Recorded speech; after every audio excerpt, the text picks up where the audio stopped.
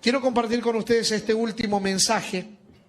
Este mensaje, yo pensaba que cuál puede ser el último mensaje que uno pueda compartir con la iglesia. Mayormente cuando uno termina una semana de predicación, de evangelismo, semana de oración, de reavivamiento, como usted lo quiera llamar, puede tener diferentes nombres. Siempre la gente dice, ay, qué lindo estuvo, pero qué lástima que ya se termina. Y uno se pregunta, ¿por qué la gente no quiere que termine? Y bueno, la realidad es que no queremos que termine porque nos hemos sentido conectados con Dios. Nos hemos sentido en la presencia del Señor, lo hemos sentido más real al Señor en nuestra vida. Entonces la pregunta que uno se hace es, ¿y por qué tiene que terminar? O sea, puede ser que no nos continuemos reuniendo por las noches aquí, pero la experiencia que vivimos esta semana, como sentimos la presencia de Dios en nuestra vida, como nos conectamos con Él, eso no puede terminar. Eso tiene que continuar y cada vez tiene que ser más profundo hasta el día que Él regrese por segunda vez y nos vayamos a vivir a su lado por el resto de la eternidad. Vamos a abrir la Biblia en la epístola o carta que escribiese el apóstol San Pablo a la iglesia de Éfeso. Este mensaje puede ayudarnos para vivir esa experiencia o para perpetuar lo que hemos experimentado durante esta semana. Efesios capítulo 3, libro o carta del apóstol Pablo a los Efesios, a la iglesia de Éfeso, capítulo número 3. Efesios capítulo 3, versículos 17 al 19. Efesios 3, 17 al 19. ¿Van a participar? Qué bueno. Ellos van a dramatizar lo que yo voy a predicar. Efesios 3, 17. Oh, que ya se me terminó el tiempo. Efesios 3. Dice así la palabra del Señor. ¿Lo encontraron ya?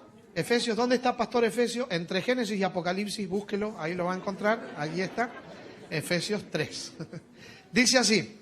Para que habite Cristo por la fe en vuestros corazones, a fin de que arraigados y cimentados en amor, seáis plenamente capaces de comprender con todos los santos cuál sea la anchura, la longitud, la profundidad y la altura, y de conocer el amor de Cristo que sobrepasa todo entendimiento. Y ahora Pablo va a describir en las próximas palabras la experiencia más extraordinaria que alguna vez el ser humano pueda llegar a vivir. El pasaje dice así: para que así seáis, ¿qué cosa? ¿Llenos de qué? De toda la plenitud. ¿De quién? De Dios. Que el Señor bendiga siempre su santa palabra. Me voy a bajar de acá, ¿puedo? ¿Sí? ¿No? ¿Me quedo acá? ¿No se ve si bajo? Tan chiquito soy. Señor, ayúdame. Muy bien, me voy a quedar acá, está bien, está bien. Por amor a los que son bajitos como yo y que ahí tienen a alguien enfrente. Bueno, les decía recién, este pasaje de Efesios capítulo 3 al final, Pablo describe la experiencia más extraordinaria que alguna vez un ser humano puede llegar a experimentar, valga la redundancia. A mi juicio, es la experiencia más sublime, más linda, más profunda y más grande que alguna vez podamos llegar a vivir. Él tiene que utilizar términos redundantes, sinónimos, para describir esta experiencia porque una sola expresión no alcanza para definirla. Note usted que él habla de ser llenos. ¿Qué cosa es algo lleno? ¿Algo lleno es algo que le entra algo más? No, porque algo lleno está completo. ¿Está de acuerdo conmigo en eso? ¿Sí? Algo lleno es algo que está completo. Pero Pablo dice que la experiencia tiene que ver con ser llenos de un todo. ¿Qué cosa es un todo? Cuando usted tiene todo, ¿le falta algo? ¿A ese todo se le puede agregar algo más? No, porque tiene todo. Significa que también está completo. Pero Pablo habla de ser llenos de un todo, pero no es cualquier todo, sino de ese todo tiene que ver con la plenitud. La plenitud. Cuando hablamos de algo pleno, a eso que está pleno, ¿le hace falta algo más? ¿Puede entrarle algo más? Porque también ese pleno es sinónimo de que está completo. ¿Ves que son términos sinónimos, redundantes, para describir esa experiencia? Es como que Pablo la va llevando en creyendo, aumentando hasta llegar al clímax de lo que está tratando de transmitir. Él dice que es posible ser llenos de toda la plenitud, y no cualquier plenitud, sino que nada más y nada menos que de la plenitud ¿de quién? De Dios. Esto es algo extraordinario. Un amigo mío diría, esto es algo super, archi, mega, hiper, maxi, macro, extraordinario. ¿No le parece a usted? Ser llenos de toda la plenitud de Dios. Piense conmigo. Una persona llena de toda la plenitud de Dios, ¿será una persona feliz o será una persona infeliz? Una persona llena de toda la plenitud de Dios será una persona que vivirá arrastrándose en la vida sin poder alcanzar una experiencia espiritual significativa. O todo lo contrario, será una persona que más allá de las vicisitudes, problemas, tormentas y huracanes de la vida, seguirá hacia adelante en el nombre del Señor porque hay una fuerza interior que lo controla, lo domina y lo guía. ¿Qué le parece a usted? O sea que si hay algo que usted y yo necesitamos es llegar a vivir esta experiencia, ser llenos de toda la plenitud de Dios. Quizá la pregunta que nos tengamos que hacer inicialmente esta mañana sea la pregunta de ¿cómo llegar a ser llenos de la plenitud de Dios? Porque que se puede, que es posible, lo leímos, Pablo lo menciona allí en la epístola a los Efesios, pero ¿cómo ser llenos de esa plenitud de Dios? El versículo 17 nos da la clave a nosotros. El verso 17 dice cómo inicia esa experiencia. En ese capítulo 3, el mismo verso que leímos inicialmente, dice que para que esto suceda, alguien tiene que morar en nuestro corazón. ¿Quién es ese alguien? Cristo. Cristo tiene que morar en el corazón. Ahora, dígame una cosa con la mano en el corazón, y no con esto quiero decir que se tiene que tocar el pecho, pero estoy hablando de seamos honestos, sinceros. ¿Cuántas veces hemos escuchado a los predicadores decirnos, deja que Cristo entre en tu corazón, que Cristo more en tu corazón? ¿Cuántas veces lo hemos escuchado? A los predicadores, lo hemos escuchado a los maestros en la escuela sabática, lo hemos escuchado a personas que de diferentes maneras nos han dicho esto muchas veces. Y hasta cuántas veces nosotros se lo hemos dicho a la gente. O a lo mejor lo hemos leído en un libro, en una revista, en la revista El Centinela, y nos preguntamos, ¿de qué se trata este asunto? ¿Cómo es que Cristo tiene que morar en el corazón? Cuando hablamos de que Cristo mora en nosotros o que more en ti o en mí, ¿de qué se trata eso? ¿Cómo es esto? ¿Cómo funciona este asunto? ¿Cómo es que Cristo, que es el creador del cielo, de la tierra, del universo y que sostiene su universo, ese Cristo tan grande, ¿cómo hace para morar en un corazón tan chiquitito como el mío? ¿De qué estamos hablando cuando hablamos de que Cristo tiene que morar en el corazón? ¿Y quieres que se la complique todavía un poco más? Hay un pasaje del Nuevo Testamento que es el pasaje de la Biblia más leído, más aprendido, más repetido, más memorizado, más cantado, más predicado y más amado de toda la Biblia. Durante esta semana nosotros lo leímos de la Biblia. Es más, cuando llegamos a ese versículo específico que les estoy diciendo, no tuvimos ni que mirarlo y lo repetimos de memoria porque lo conocemos todos. Es el versículo que dice en el más conocido de la Biblia, que es el que está en el Evangelio de capítulo... ¿Versículo? Bien, como ustedes lo saben. Y muchas veces tomamos ese versículo y enfatizamos en las cosas que Jesús consiguió para nosotros con su vida y con su muerte. Entonces hacemos énfasis en la salvación que obtenemos por creer en Cristo. Digo, cuando hablamos de este versículo. Yo quiero resaltar un elemento en uno de los verbos que aparece en ese versículo. Dice la Biblia que de tal manera amó Dios al mundo. Usted dirá, el verbo amar. No, no es el verbo amar, es el que continúa. Que por amor Dios hizo algo por nosotros. ¿Qué fue lo que hizo? Dio a Jesucristo. ¿Le parece a usted que hay diferencia entre el verbo dar y el verbo prestar?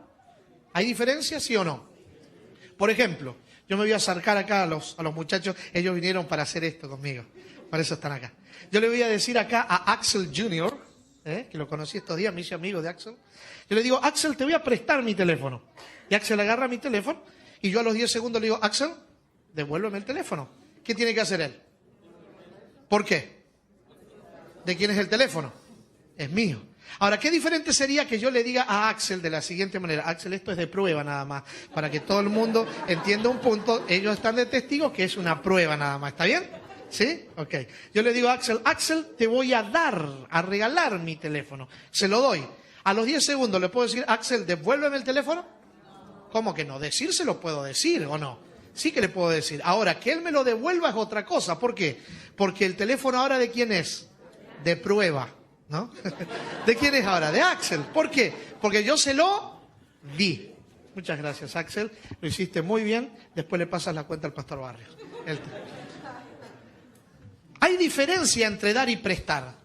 Juan dice, recoge las palabras de Jesús hablando una noche con un hombre llamado Nicodemo, cuando Jesús le dice que de tal manera amó Dios al mundo que no es que prestó a su hijo por 33 años y medio, sino que lo dio. Y cuando Jesús se hace parte de la humanidad, porque Dios lo entregó, lo dio a la humanidad, a partir de ese momento Jesús es parte de la humanidad. ¿Por cuánto tiempo? Por siempre. Cuando dice Apocalipsis 21, que en la tierra nueva Dios mismo estará con nosotros, ¿de quién está hablando allí? Está hablando de Jesús. Jesús es parte de la humanidad y será parte de la humanidad para siempre.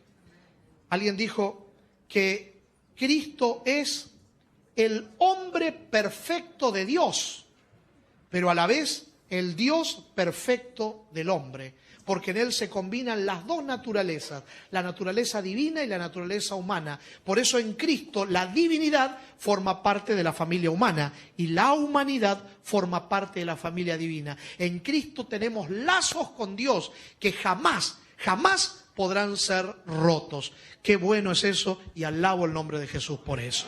Ahora, volviendo al punto, usted mira, ¿y para qué está diciéndome esto, pastor? ¿Sabe por qué?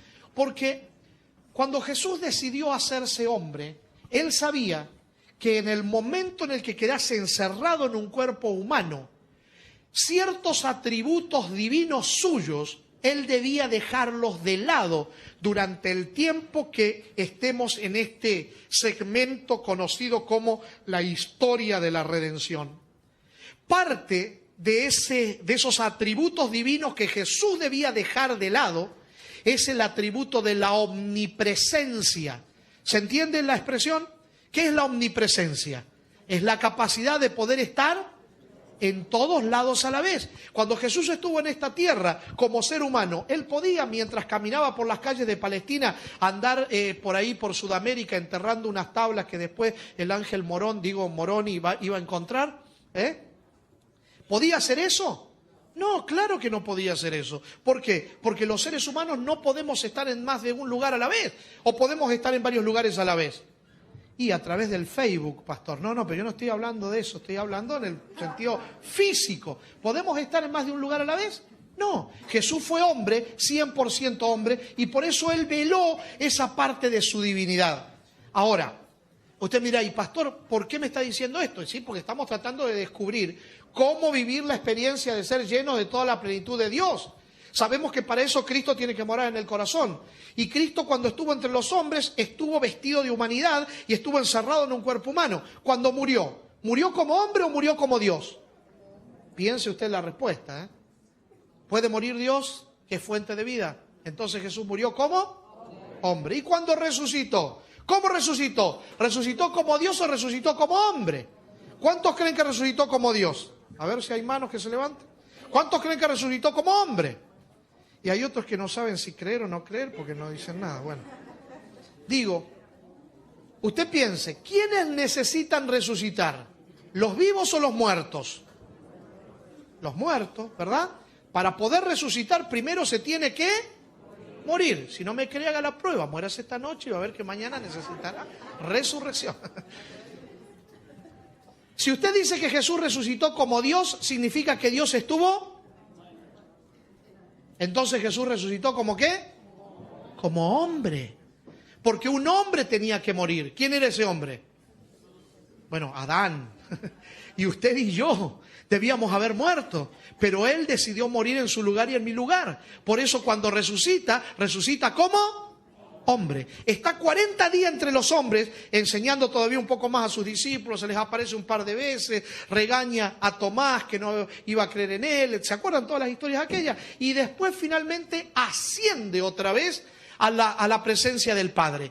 Cuando hace eso, lo hace para ser el sacerdote en nuestro favor, intercesor. ¿En calidad de qué está intercediendo Jesús en nuestro favor? ¿En calidad de Dios o en calidad de hombre? Piense la respuesta. Y a lo mejor encuentra esa respuesta en la carta de Pablo a Timoteo, en el capítulo 2, verso 5. Versículo muy conocido que dice: porque hay un solo Dios y un solo mediador entre Dios y los hombres, Jesucristo Dios. ¿Dice así? Jesucristo, hombre. O sea que Jesús todavía está encerrado en ese cuerpo humano. Mientras estamos en el proceso del plan de redención, Jesús sigue siendo hombre, identificándose con la humanidad. Por eso podemos llegar confiadamente al trono de la gracia y recibir de Él el oportuno socorro, porque tenemos allí representándonos uno que fue tentado en todo según nuestra semejanza, pero sin pecado. ¿Se acuerdan que dice el texto eso? Toda la carta de Pablo en hebreo o a los hebreos estriba en el hecho de querer probar que Jesús es un ser humano que está allí en el cielo representando a la humanidad según el orden de Melquisedec, porque no era sacerdote según la orden levítica, sino que él, ocupando ahora el lugar de la humanidad, nos representa y en él tenemos seguridad de poder tener eternidad, porque él obró, ganó la eternidad para nosotros. ¿Me hago entender? Ahora usted me dirá, ¿y entonces, pastor, en qué quedamos? Bueno, quedamos en el hecho de que para ser llenos de toda la plenitud de Dios, Cristo tiene que morar en el corazón. Pero ¿Cristo dónde está? En el santuario. Y está encerrado en un cuerpo. Entonces, ¿cómo hace Él ahora para morar en nosotros? Antes de ascender la cuesta del Calvario, antes de morir, en la última ocasión que estuvo por las noches con sus discípulos, les habló muchas cosas lindas a ellos, les enseñó cómo permanecer en Él, oró por ellos, pero antes de eso, les dijo que Él se iba a ir al cielo después de que muere y resucite. Ellos le dijeron: maestro, no hagas eso, no nos abandones, no nos dejes, nosotros te necesitamos, nos vas a dejar huérfanos. Y Él les dijo: no, les conviene a ustedes que yo me vaya. Jesús no les estaba diciendo eso solamente para consolarlos a ellos, como un padre puede consolar a un niño en una noche de tormenta, diciéndole: quédate tranquilo, no van a haber más rayos, no va a haber más truenos, va a parar la tormenta. El padre no puede controlar eso y no sabe si eso va a pasar. Lo dice para consolar a su hijo. Jesús no estaba haciendo eso. Cuando Jesús le dijo a sus discípulos: les conviene que yo me vaya, era porque de verdad a ellos y a nosotros nos convenía que Él se vaya. ¿Por qué? Porque cuando Él llegase a la presencia del Padre y su sacrificio sea acepto y todos seamos aceptos en el amado, entonces Él, volviendo a tomar la autoridad sobre el cielo y la tierra, Él entonces enviaría de la presencia del Padre al alos parácleto, al otro consolador. Otro porque Él era el consolador de los discípulos, pero ahora se había ido al cielo y ahora le estaría enviando a la tercera persona de la divinidad sin ningún tipo de restricciones. El Espíritu Santo de Dios, que es Dios, vendría para estar con todos los cristianos, en todos los lugares de este mundo, en todas las vidas que se abran y el corazón que le permita. Él entraría y traería al corazón humano la presencia viva del Señor Jesucristo, que está en el cielo en estos momentos oficiando en nuestro favor. Así que cuando hablamos de que Cristo tiene que morar en el corazón, el que va a morar en el corazón, ¿quién es? El Espíritu Santo. Jesús les dijo: el Espíritu de verdad, al cual el mundo no puede ver ni le conoce, vosotros le conocéis, porque está con vosotros, estará al lado de ustedes y estará también en ustedes. Diferencia entre las preposiciones con y en. La preposición con denota la realidad de algo externo a ti, algo que pasa alrededor tuyo. Pero la preposición en ya denota una realidad subjetiva, interior, interna, algo que pasa dentro tuyo. Y hablando del Espíritu, Jesús dijo que el que moraría en el corazón sería ¿quién? El Espíritu Santo. Ahora volvamos al punto. Pablo dice que es posible ser llenos de toda la plenitud de Dios. Para ser llenos de toda la plenitud de Dios, Cristo tiene que morar en el corazón. Pero Cristo eligió morar en nosotros a través del Espíritu Santo. Es el Espíritu el que viene, el Espíritu es el que nos toca, el Espíritu es el que nos hace el llamado. El Espíritu es el que intercede incluso con nuestro propio Espíritu para que aceptemos a Jesucristo. Y cuando nosotros abrimos la puerta de nuestro corazón, cedemos, bajamos la guardia y dejamos que Cristo entre, es el Espíritu Santo el que trae a Jesucristo a nuestro corazón. ¿Me hago entender? O sea que para ser llenos de toda la plenitud de Dios, Cristo tiene que morar y Cristo mora a través del Espíritu. Pero la pregunta más importante que nosotros nos tenemos que hacer esta mañana es: ¿cómo hace el Espíritu Santo para morar en nuestro corazón? Porque hay muchas teorías, hay muchas ideas de cómo puede suceder.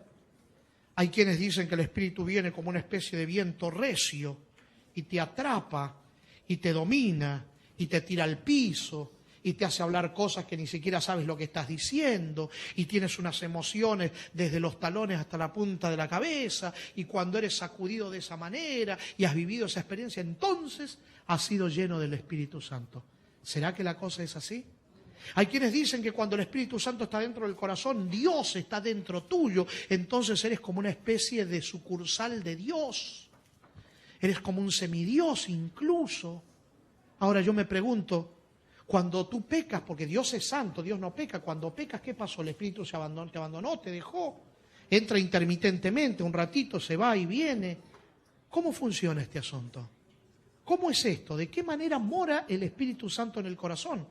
Porque cuando entendamos eso, entonces podremos sí ser o vivir la experiencia de ser llenos de toda la plenitud de Dios, que es lo que estamos tratando de descubrir. Acompáñenme en una sucesión de pensamientos para sacar una conclusión, basándonos en varios pasajes de la Escritura Sagrada. Evangelio según San Juan, capítulo 1, versículo 1, versículo 14 y versículo 17. San Juan 1, 1, 14 y 17. Vamos a ver estos textos para entender algo interesante, para tratar de entrar en la recta final y desenredar todo este enredo, para saber cómo es que el Espíritu mora en el corazón y cómo podemos vivir la experiencia de ser llenos de la plenitud de Dios. San Juan capítulo 1, versículo 14 y versículo 17. Versículos muy conocidos. Espero que los que están traduciendo me perdonen por hablar tan rápido. San Juan 1, 14 y 17. ¿Ya lo encontraron? El verso 1 dice así: en el principio era ¿quién? Y el verbo era con, y el verbo era Dios. Ese verbo se hizo carne, versículo 14, y habitó entre nosotros, y vimos su gloria, gloria como la del unigénito del Padre, lleno de ¿qué cosa? De gracia y de verdad. El verso 17 dice que la ley vino por medio de ¿quién? Pero la gracia y la verdad, de la que estaba llena ese verbo, vinieron por medio de ¿quién? De Jesucristo. Mire usted, podemos hacer una especie de ecuación matemática, los literatos dirían es silogismo, pero hablando en términos que podamos entender mejor, es una especie de ecuación.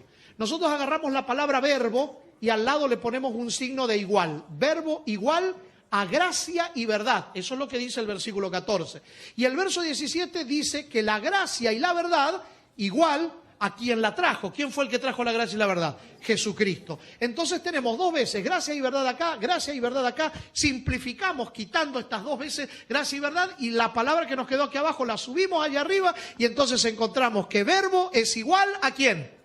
A Jesucristo. Y usted me dirá, pero pastor, ¿por qué tenemos que pasar todo este proceso para entender que Jesús es el verbo del que habla Juan? ¿Por qué Juan no fue más simple, más sencillo y hubiese escrito, por ejemplo, en el principio Jesucristo era, y Jesucristo era con Dios, y Jesucristo era Dios? Y Jesucristo se hizo carne, diría el verso 14, y habitó entre nosotros y vimos su gloria como el unigénito del Padre, lleno de gracia y de verdad. Claro, puede ser que para usted y para mí sea mucho más fácil si Juan hubiese escrito así. Sin embargo, quiero decirle que Juan, cuando escribió el Evangelio, él lo hizo desde la concepción de un Cristo que superaba toda expectativa humana en cuanto a la capacidad que tengamos de imaginar su grandeza, su soberanía, su poder, autoridad y nuestra necesidad de él. Juan descubrió todas estas cosas después de las visiones que tiene en Patmos. Porque hasta las visiones de Apocalipsis, Juan miraba a Jesús como el soberano, como el Señor, como el Dios de este mundo. Pero después de las visiones de Patmos, Juan logra entender que Jesús es el Señor y Dios del universo. Que Jesús es mucho más de lo que él pueda entender y de lo que nosotros podamos captar y de lo que las palabras humanas puedan describir. Entonces se da cuenta que si hay algo que nosotros necesitamos, es a Cristo. Del corazón de Juan emerge ese concepto que se transformó en un versículo que dice: el que tiene al Hijo, ¿se acuerdan? Tiene la vida. El que no tiene al Hijo no tiene vida, porque Juan entiende que la vida es mucho más que respirar y existir. La vida tiene que ver con plenitud, porque Juan es el que declara aquellas expresiones de Jesús cuando dijo: yo he venido para que tengan vida, y la tengan ¿de qué forma? En abundancia. Entonces Juan, que entiende todo eso, cuando va a hablar de Jesús, va a buscar las expresiones más profundas, va a contar los relatos más íntimos, porque aun cuando Jesús sea tan grande, tan soberano y tan especial, fue tan pero tan único, que vino a estar con los corazones humanos cara a cara, relacionarse con nosotros de forma individual. Porque si bien es cierto que Jesús es el soberano, Dios todopoderoso, quiere ser tu Dios personal y tu Salvador personal.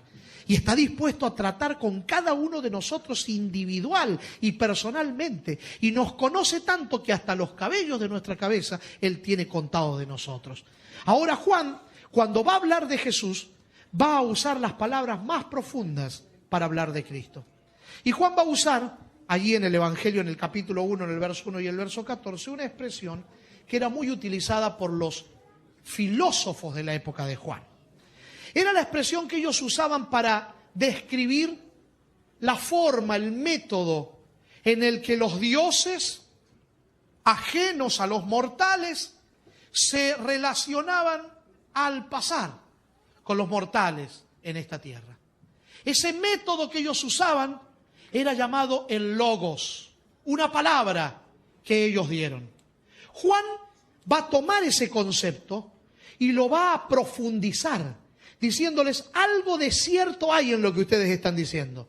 Pero la verdad es que el Dios del que yo le estoy hablando, aunque está en su trono sentado y es soberano, grande, alto y sublime, por encima de todo el universo, ese Dios sí se mezcla con su creación. Ese Dios sí está con su creación. Porque si bien es cierto que ese logos puede ser el método con el que se relacione, quiero decirles que ese logos en el principio era con Dios y ese logos era Dios. Porque ese logos se hizo carne y habitó entre nosotros y vimos su gloria como la del unigénito del Padre, lleno de gracia y de verdad. La palabra que Juan utiliza ahí en el original griego es la expresión logos, que según los filólogos tiene 105 connotaciones, pero todas están entrelazadas, relacionadas, porque en su esencia significan o tienen la misma concepción esencial, que es la de ser una palabra viva en movimiento, que genera vida, que inspira,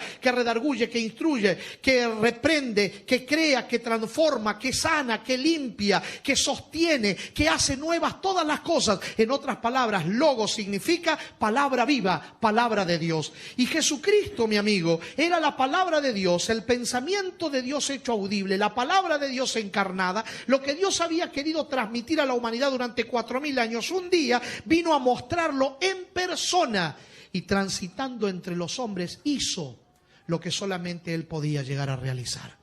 Por eso Juan utiliza esa expresión, logos, palabra viva, para hablar de Jesucristo, porque Jesús era la palabra de Dios encarnada. ¿Me hago entender? Ahora usted me dirá: ¿y esto qué tiene que ver con lo que estábamos hablando? Estamos tratando de descubrir cómo es que mora el Espíritu Santo en el corazón. Esa última noche que Jesús estuvo con sus discípulos, cuando habló con ellos, después de enseñarles todo lo que quería decirles como último mensaje, como buen predicador, Él cierra su disertación orando por los discípulos. Quizás se arrodillaron en algún lugar Y en su oración Jesús ora por ellos y ora por usted y ora por mí. Y usted dirá, ¿pero por qué por mí si yo no estaba allí? Bueno, pero Jesús dijo que oraba por los que habrían de creer en Él por la palabra de los discípulos. Y usted dirá, pero yo no conocía a los discípulos. Pero leyó la Biblia, y leyó la Biblia, leyó los escritos de ellos. Entonces creyó en Cristo por los dichos de ellos. Significa entonces que Jesús también oró por usted y oró por mí. Y cuando oró por nosotros, Jesús le dijo al Padre, Padre, yo te voy a pedir algo especial. Te voy a pedir que no los quites del mundo, sino que los guardes del mal. Y después expresa la forma en la que Dios nos guarda del mal. Dice, te pido que los santifiques. Hago un pequeño paréntesis aquí para decir algo importante. Miren, nosotros los latinos tenemos un trasfondo cultural que ha absorbido mucho de la cultura griega pasada y de la cultura romana. De hecho, a nuestra cultura se le llama una cultura de trasfondo greco-romano. Y muchos conceptos de los griegos y de los romanos del pasado son tan pero tan fuertes en nuestra cultura que nosotros crecimos escuchándolos y los aceptamos y los asimilamos y los damos por cierto simplemente porque toda la sociedad nuestra así lo creyó. Y un día nos encontramos con la Biblia y empezamos a tener choques con la Biblia, porque la cultura bíblica, los conceptos bíblicos son en ocasiones radicalmente opuestos a los de la sociedad a la que nosotros pertenecemos. Digo esto porque hay muchas expresiones en la Biblia que nosotros las interpretamos no bajo la concepción bíblica, sino bajo la concepción de la cultura a la que pertenecemos. Cuando yo les digo una palabra, ustedes me van a entender mejor. Por ejemplo, si yo le digo a usted la palabra espíritu, ¿qué es lo primero que se le viene a la mente? El concepto que suele tener nuestra sociedad latina. ¿Cuál es? Un espíritu es un fantasmita que atraviesa las paredes, que se le aparece a la gente, que asusta a las personas. Ese es el concepto que tenemos originalmente. Pero un día nos encontramos con la Biblia, que la Biblia dice algo diferente, porque para la Biblia espíritu es soplo de vida, energía de vida, solamente. El Espíritu Santo ya es un ser, la tercera persona de la deidad. ¿Me hago entender? Y así como esa palabra, hay muchas palabras más. Una de esas palabras que el enemigo se ha encargado de tergiversar es la palabra santidad. Y muchas veces hemos interpretado la palabra santidad o santificación bajo la realidad de una experiencia conductista. Entonces pensamos que alguien santo es alguien que se porta bien o que se comporta bien. Alguien santo es alguien que hace todas las cosas perfectas, hace todas las cosas bien. Y si bien es cierto que la santidad puede involucrar la conducta, no necesariamente es en sí la conducta. Porque de acuerdo al concepto bíblico, santidad es otra cosa. Un día un hombre llamado Moisés va caminando por unas montañas donde siempre había andado en los últimos 40 años, pastando ovejas allí. Y de momento ve en aquel lugar una planta seca conocida con el nombre de la zarza, que está encendida, prendida a fuego, pero no se consume. Le llama poderosamente la atención. Entonces se acerca a esa planta y cuando la va a tocar, una voz le dice: Moisés, quita el calzado de tus pies porque el lugar que estás pisando es tierra santa. Si yo hubiera sido Moisés, hubiese dicho: 40 años pasando por acá, nunca nadie me dijo nada, y yo pisando esta tierra santa. Para la próxima vez pongan un cartelito, así nos enteramos, porque ¿cómo puede ser esto? Pero pregunto, antes de esa visión y después de esa visión, ¿Moisés tenía que quitarse el calzado al pasar por ahí? No. ¿Por qué ahora tenía que quitarse el calzado? Porque el lugar era santo en ese momento. ¿Y qué es lo que hacía santo ese lugar? La presencia de Dios. Entonces, cuando hablamos de santidad, no estamos hablando de conducta, ni pasividad, ni quietud. Estamos hablando de ¿qué cosa? De la presencia de Dios. La presencia de Dios es lo que hace santo los lugares, es lo que hace santa a las personas.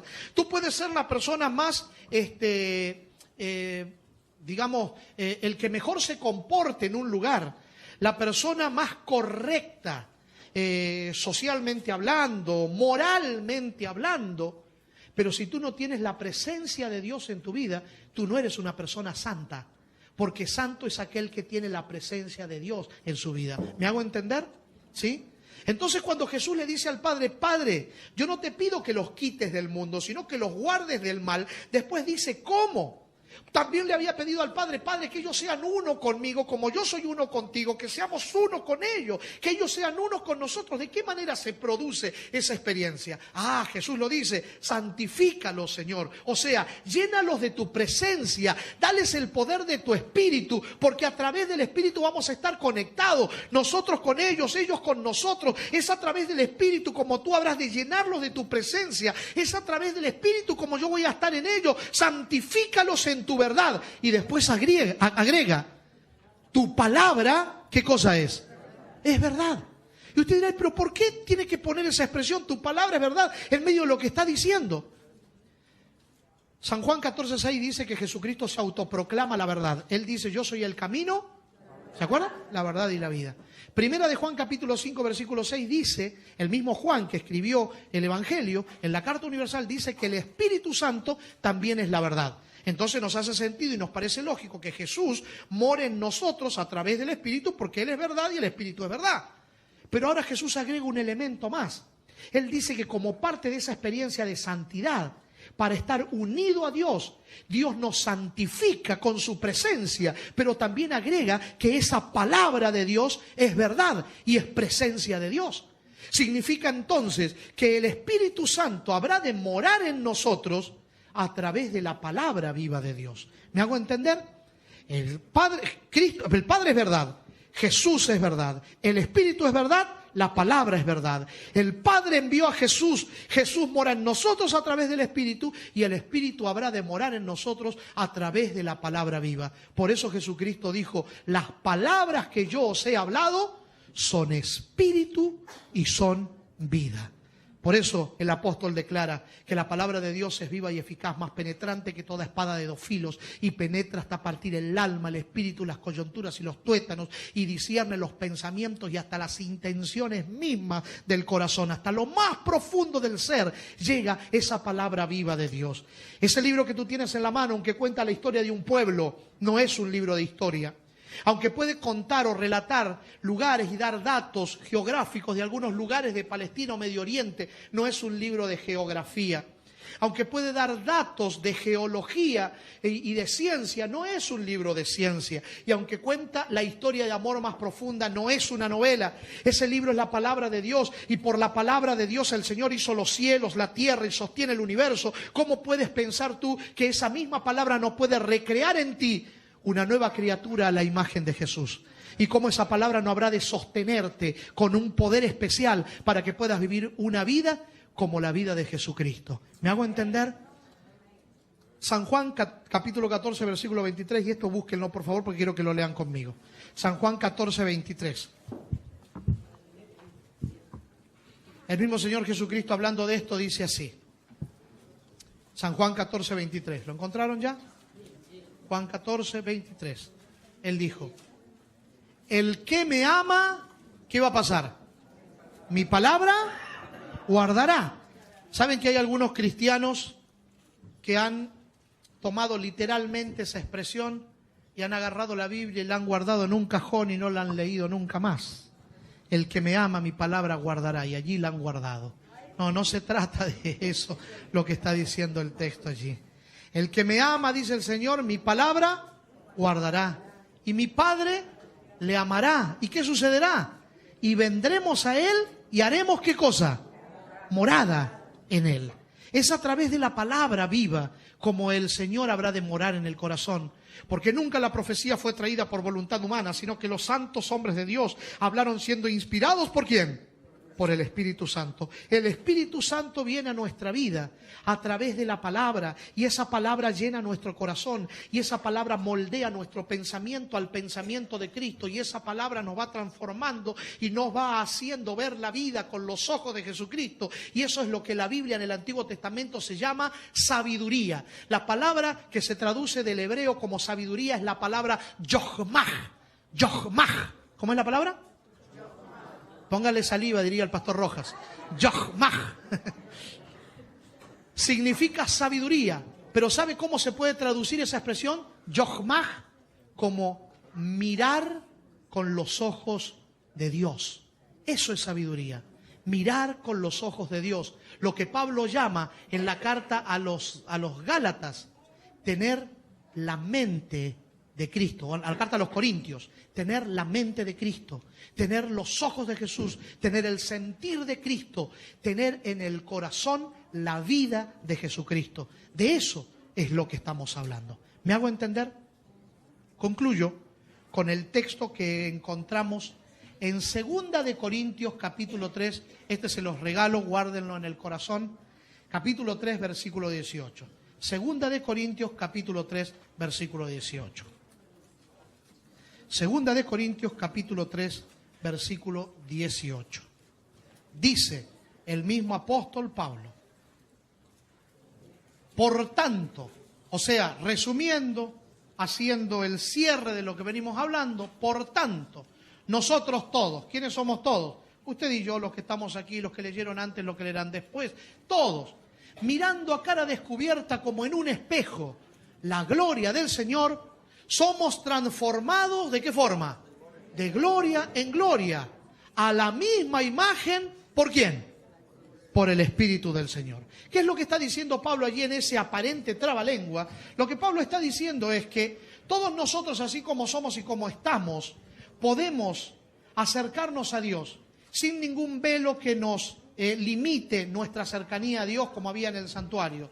Ese velo ha sido quitado, Cristo atravesó el velo, podemos entrar a la presencia de Dios. Él nos recibe como somos y como estamos, con nuestras necesidades, problemas, vicisitudes, alegrías, tristezas, también con nuestro gozo como con nuestro pecado. Él nos recibe así como somos y como estamos, podemos ir a Él. Pero podemos ir a Él, o necesitamos ir a Él, para contemplar su gloria. Y usted dirá, ¿pero qué cosa es la gloria de Dios? No es algo, es alguien. La gloria de Dios es Cristo. Dice la Escritura que Cristo vino a mostrar la gloria. Vimos su gloria como la del unigénito del Padre, lleno de gracia y de verdad. En Colosenses 1:15 el apóstol dice que Jesús es el resplandor mismo de la sustancia de Dios. Así que Cristo es la gloria de Dios. Quien ve a Cristo ve la gloria de Dios, ve al Padre. Quien conoce a Cristo conoce al Padre, y quien conoce al Padre tiene vida eterna. Por eso el apóstol nos presenta que el secreto estriba en contemplar a Cristo, pero la Escritura dice que contemplarlo a través de un espejo que lo refleja. El espejo da testimonio de lo que se pone enfrente. ¿Cuál será el espejo que dé testimonio de Cristo en este mundo? Jesús dijo en Juan 5:39, las Escrituras son las que dan testimonio de mí. En otras palabras, lo que Pablo está diciendo, mi querido amigo, es que el secreto, la virtud para vivir una vida de transformación, de gracia, de renovación, al punto tal de ser transformados a la imagen de Cristo, estriba en el hecho de dedicar tiempo para contemplar a Jesús a través de la Escritura.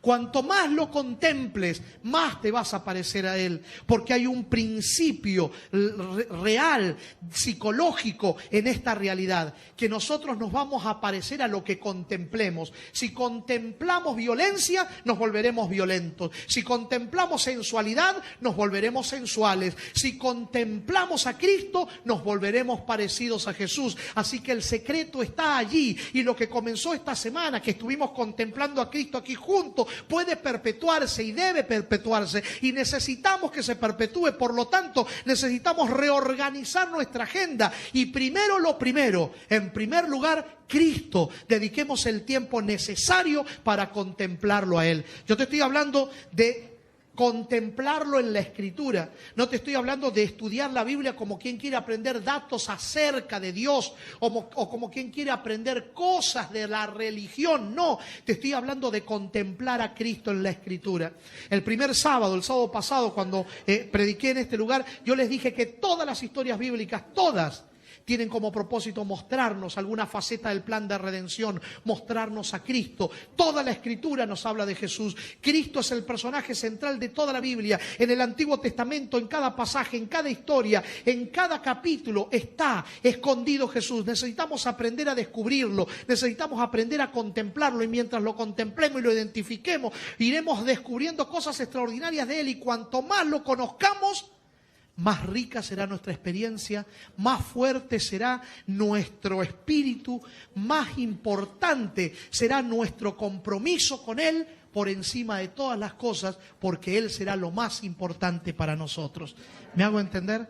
Entonces, mi querido amigo, mi querida amiga, aprendamos de María, aquella mujer que aprendió a sentarse a los pies de Jesús y mientras lo contemplaba recibía fuerza de su fuerza, virtud de su virtud, transformación de su poder, y por eso se convirtió en un trofeo del Evangelio, tanto que cuando los discípulos de Cristo estaban escondidos, asustados por allí, en el momento que Jesús moría, ella estaba allí, a los pies del Maestro, al pie de la cruz, seguía contemplándolo y tenía fortaleza para resistir lo que venga. Y se convirtió en una persona tan importante para Cristo, que cuando Él resucitó, la primera persona que lo vio resucitado y lo tocó y no lo contaminó, porque Jesús todavía no había subido a la presencia del Padre, fue aquella mujer llamada María.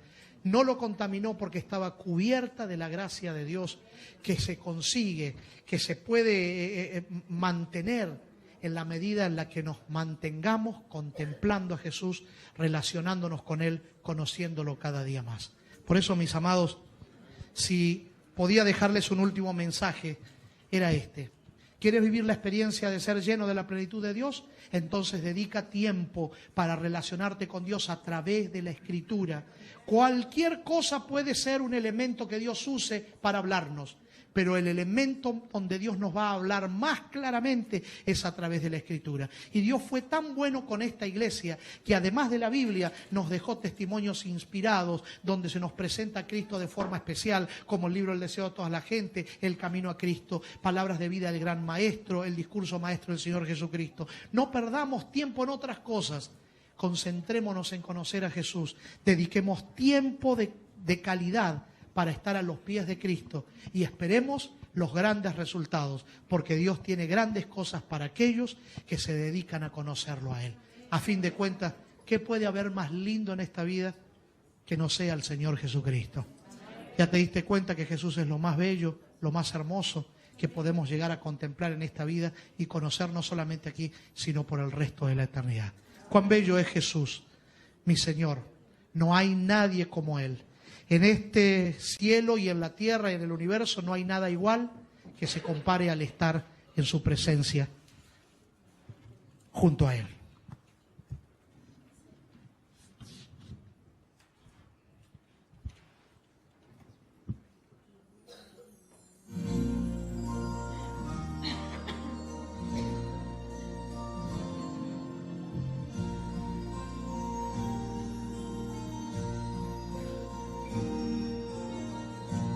Cuán bello es Jesús, mi Señor. No hay otro como Él. En esta vida no hay gozo igual que estar junto a Él. Mi vida es de y por siempre será mi gozo y canción. Cristo, Cristo,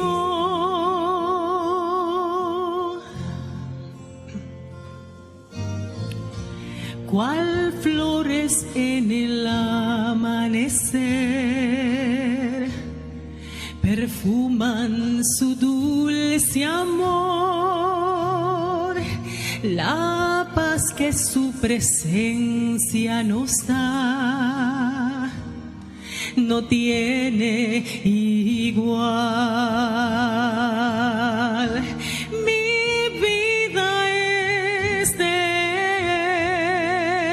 Él y por siempre será mi gozo y canción. Cristo, Cristo.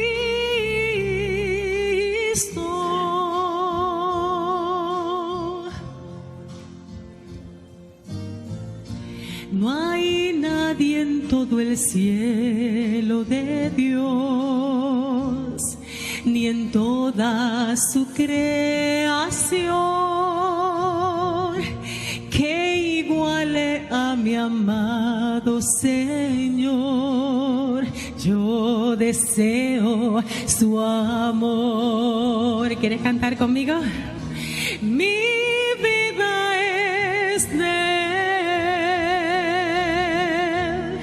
y por siempre será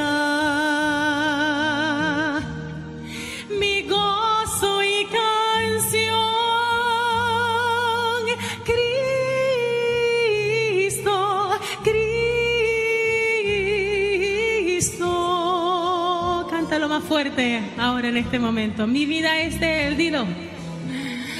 Mi vida es de Él y por siempre será, y por siempre será mi gozo y canción, mi gozo y canción.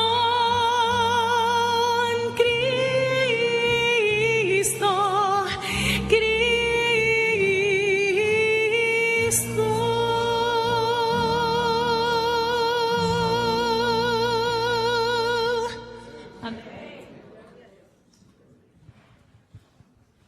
¿Quieres que le digamos al Señor, que le pidamos a Él que nos ayude a hacer un reajuste en nuestra agenda para que Él pueda ocupar el lugar que necesita y merece ocupar, que nosotros necesitamos que Él ocupe?